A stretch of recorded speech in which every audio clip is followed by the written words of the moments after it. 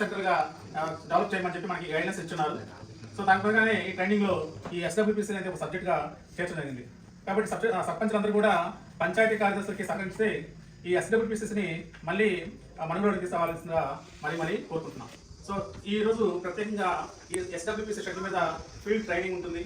So ఈ ట్రైనింగ్లో మీరు Segregation of garbage. Garbage is a huge global problem.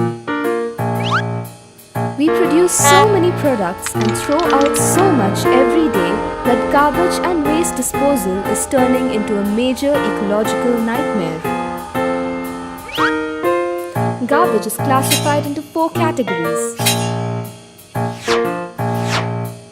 Waste. This should be disposed of separately. Toxic waste.